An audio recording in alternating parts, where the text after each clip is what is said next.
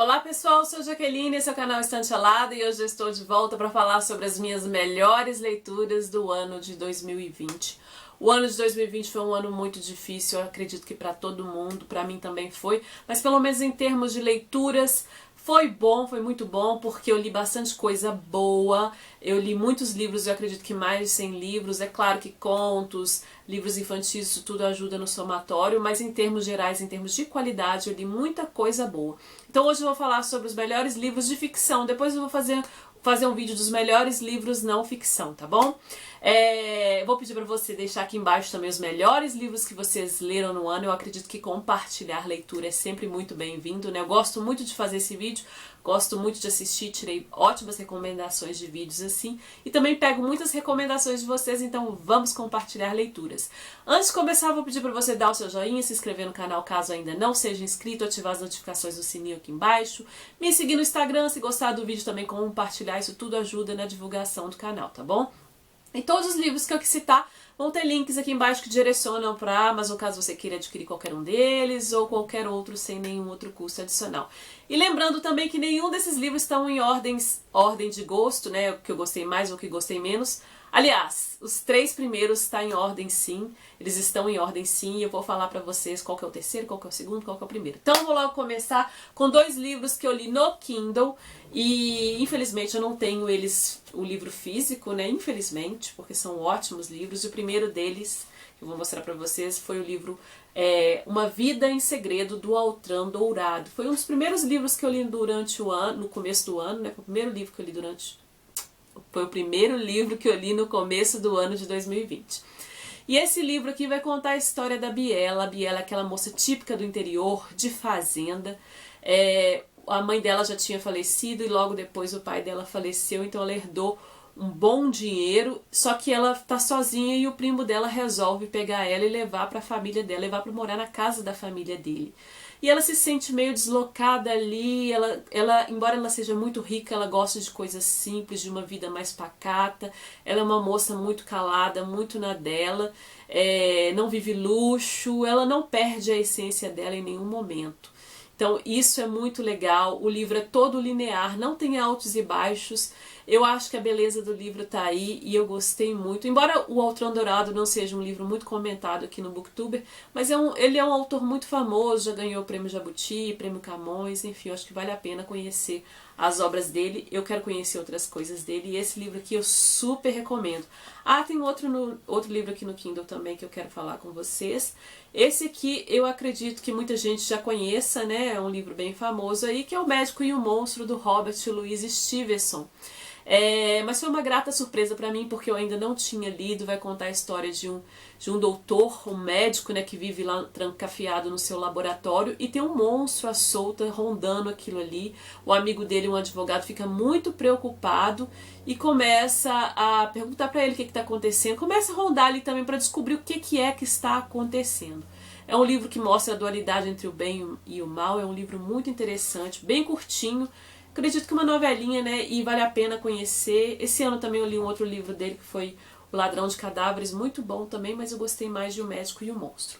Esse ano eu fiz leitura conjunta e foi a primeira leitura conjunta do ano, foi A Falência, desse livro aqui, da Júlia Lopes de Almeida. Aqui a gente vai encontrar um homem que ele é um português que veio para o Brasil e construiu um grande império no mundo do café, né, um empresário do café.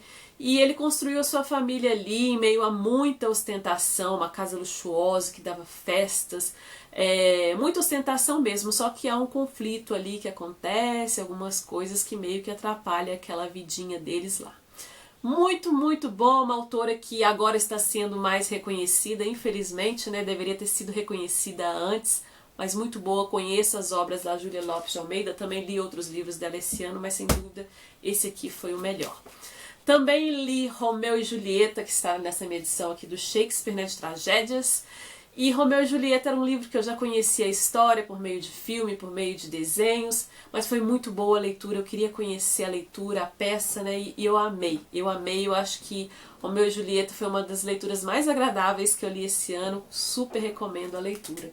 Também li esse ano e gostei muito dos Contos Fluminenses. Aqui tem 3 coletâneas de contos, mas sem dúvida Contos Fluminenses para mim foram os melhores. Teve 2 contos que me marcaram muito, que foi Luiz Soares e Frei Simão.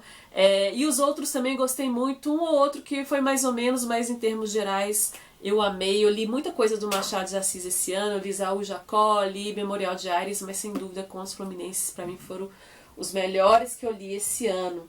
Também gostei muito de ler A Pequena Dorothy, que vai contar a história de uma menina que mora num presídio junto com a família. O pai dela está preso por causa de dívidas e a família toda mora ali. Ela é uma moça muito devotada ao pai e é uma história muito legal. E eu estou dando uma roubada porque do Dickens também eu coloquei O Abismo. Esse aqui é uma parceria com Wilkie Collins. Eu acredito que dos dois eu acho que eu gostei mais do Abismo, mas ambos são leituras muito boas e vale a pena. Esse aqui vai falar sobre um rapaz, um homem que recebeu de herança uma empresa de vinhos e ele descobre que ele não é o herdeiro legítimo e ele fica muito frustrado com isso, tentando descobrir quem é o herdeiro.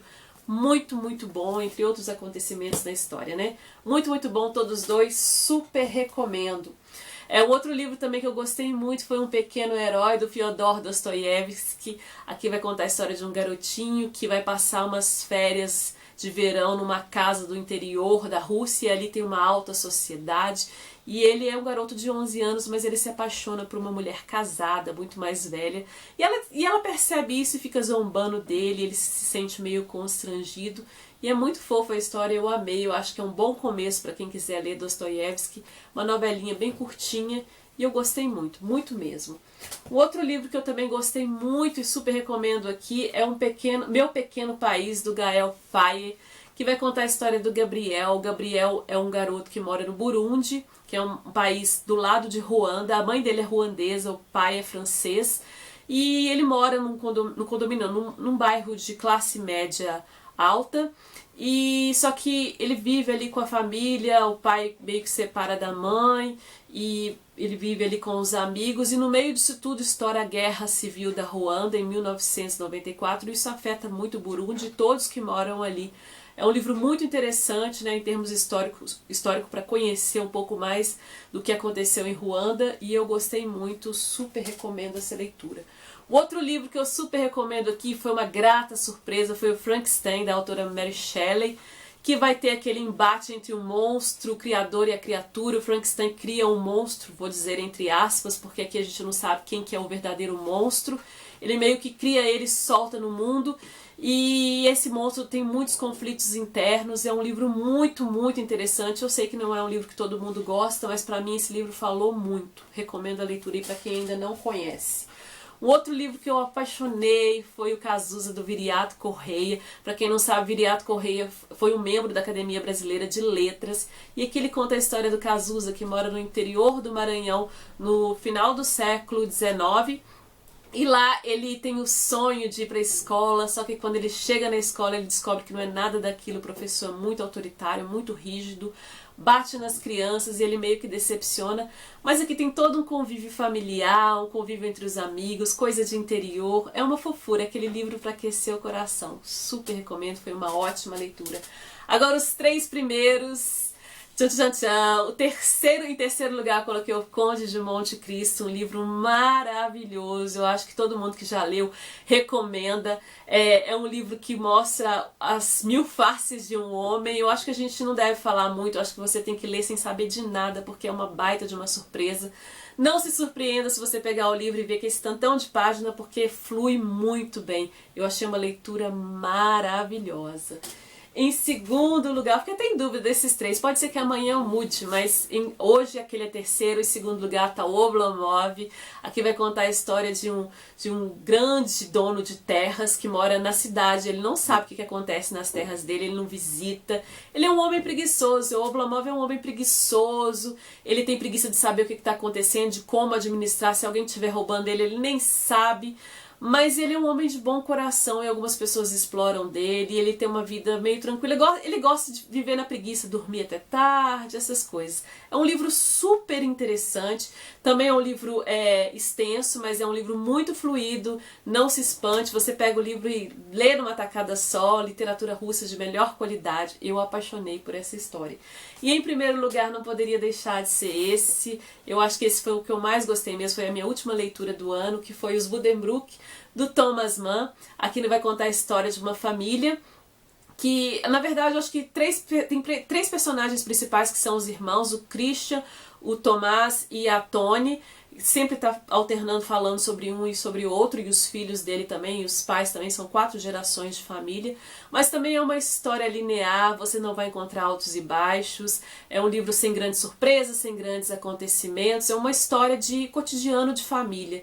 E eu acho que também a beleza dele tá aí, como eu disse, eu gosto de histórias assim, se você gosta de histórias assim, eu acho que você vai gostar. Eu quero ler tudo do Thomas Mann, eu apaixonei por essa história e não poderia deixar de ser o primeiro lugar dessa lista. Então tá aí minha lista dos melhores do ano, me conte aqui embaixo quais são os melhores do ano, lembrando que vai ter os melhores do ano de não ficção, tá? Eu espero vocês numa próxima, se gostou dá aquele joinha e eu espero vocês. Beijo grande e até mais, tchau, tchau!